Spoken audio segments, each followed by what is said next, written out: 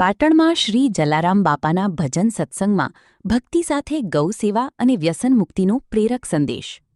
પાટણ શ્રી જલારામ ગૌ સત્સંગ મંડળ પાટણ પ્રેરિત શ્રી જલારામ બાપાના 125મા ભજન સત્સંગનો ભવ્ય કાર્યક્રમ શ્રી પ્રવીણચંદ્ર ઈશ્વરજી ઠક્કર પીઆઈ ઠક્કર પરિવારના યજમાનપદે તેમના નિવાસસ્થાને શૈલજા સોસાયટીના પાર્ટી પ્લોટમાં ભક્તિમય માહોલમાં યોજાયો હતો. જલારામ બાપાના જયઘોષ અને મધુર ભજનોના સ્વરોથી સમગ્ર વાતાવરણ ભક્તિમય બની ગયું હતું. કાર્યક્રમમાં અસ્મિતા લિંબાચિયા, અવધેશ મહેતા, પિયુષ મહારાજ, નૈના પ્રજાપતિ તેમજ સમાજના અનેક ભાઈ બહેનો ભજનીકોએ ભજન અને સત્સંગની અમૃતવાણી દ્વારા ઉપસ્થિત ભક્તોને ભાવવિભોર કર્યા હતા. મોટી સંખ્યામાં સર્વ સમાજના ભક્તજનોએ ઉપસ્થિત રહી ભજન સત્સંગનો લાભ લીધો હતો. પીઆઈ ઠક્કર સાહેબે પણ પોતાની વાણીનો લાભ આપ્યો હતો અને ચોમાસાની સિઝન હોવા છતાં પૂજ્ય જલારામ બાપાએ ભજન સત્સંગ કાર્યક્રમમાં ખૂબ સહકાર આપ્યો એ બદલ પોતે અને સર્વે ભક્તો દ્વારા પૂજ્ય બાપાનો આભાર માન્યો હતો. આ પ્રસંગે શ્રી જલારામ ગૌ સત્સંગ મંડળના સેવાકીય કાર્યોની પણ માહિતી આપવામાં આવી હતી. મંડળની 18 આલમ એટલે કે સર્વ જ્ઞાતિના ભક્તો પોતાના નિવાસસ્થાને ભજન સત્સંગ માટે આમંત્રિત કરે છે. આવા કાર્યક્રમોમાં યજમાન પરિવારે માત્ર પ્રસાદ અને પીવાના પાણીની વ્યવસ્થા કરવાની રહે છે, જ્યારે સમગ્ર આયોજન શ્રી જલારામ ગૌ સત્સંગ મંડળ નિઃશુલ્ક કરે છે. મંડળ દ્વારા ભજન સત્સંગના માધ્યમથી ગૌ સેવાનો સંદેશ ફેલાવવામાં આવે છે અને ગૌભક્ત સેવકોના સહયોગથી અત્યાર સુધીમાં ₹45 લાખથી વધુની રકમ ગૌ સેવા માટે એકત્રિત કરીને વિવિધ ગૌશાળાઓના હિતાર્થે ઉપયોગમાં લેવામાં આવી છે. કાર્યક્રમ દરમિયાન પત્રકાર રાજુભાઈ ઠક્કર, રમેશભાઈ સોલંકી, જે.કે. પરમાર તથા અન્ય આગેવાનોનું વિશેષ સન્માન કરવામાં આવ્યું હતું. આ ઉપરાંત સમાજસેવી દિનેશભાઈ ઠક્કર, જેઓ દરેક ભજન સત્સંગના કાર્યક્રમોમાં જલારામ બાપાના પવિત્ર ફોટા વિનામૂલ્યે ભેટ સ્વરૂપે અર્પણ કરે છે, તેમણે પણ ઉપસ્થિત ભક્તોને વ્યસન મુક્તિનો પ્રેરણાદાયી સંદેશ આપ્યો હતો. તેમણે જણાવ્યું હતું કે તેમનું મુખ્ય ઉદ્દેશ તમાકુ, ગુટકા, બીડી, સિગારેટ સહિતના તમામ વ્યસનોનો ત્યાગ કરાવી સમાજને વ્યસનમુક્ત બનાવવાનું છે.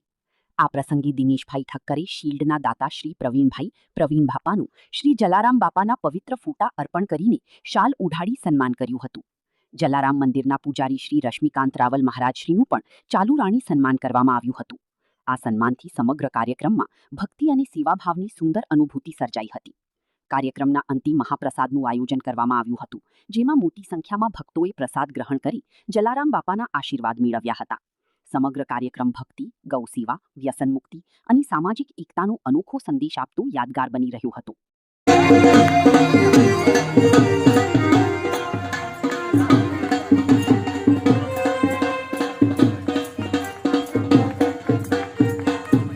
ખૂબ સરસ.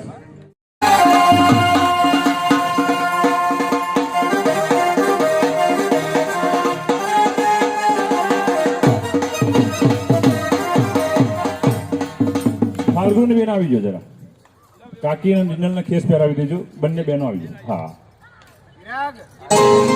ચિરાગભાઈ આવી ગયા. હા, હવે બધા સાથે ઉભા રહો. એટલે આ તો ત્રણ પત્રકારો છે. આમ તો રાજુભાઈ એકલા જ હતા. હા ભાઈ વાહ. ચિરાગભાઈ કાકા અમારા સિલના યજમાન છે.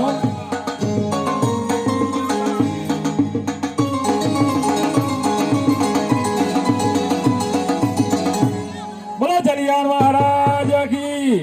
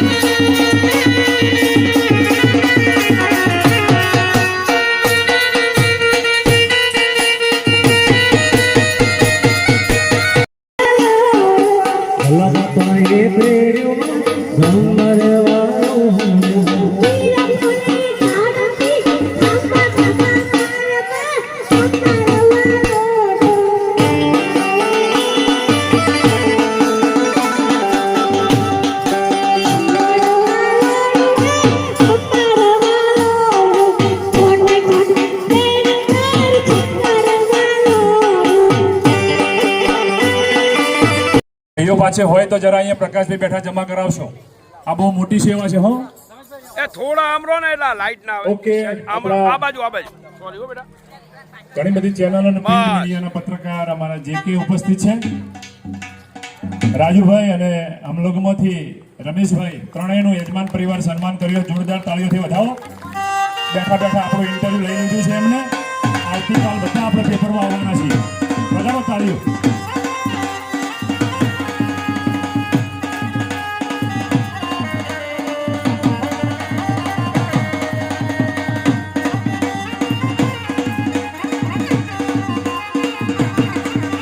ખૂબ સરસ. આભાર. આભાર.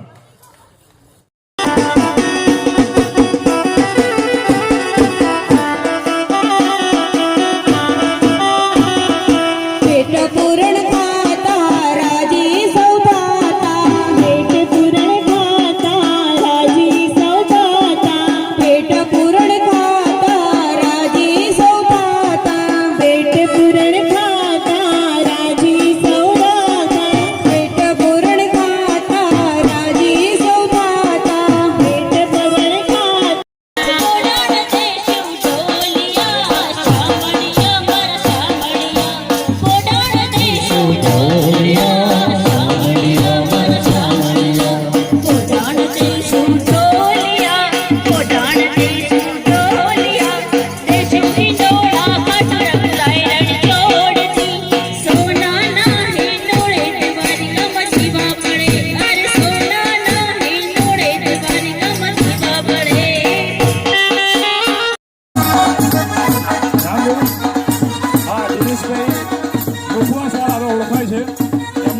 પ્રકાશભાઈ પાસે મુખવાસની સેવા કરો હો.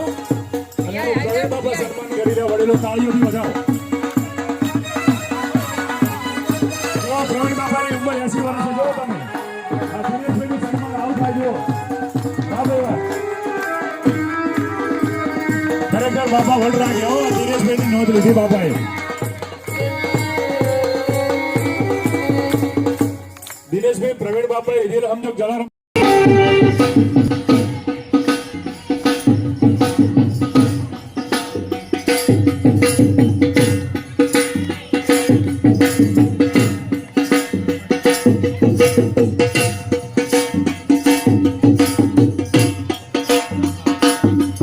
વિપુલભાઈ ત્યાંથી જોજો પાણી.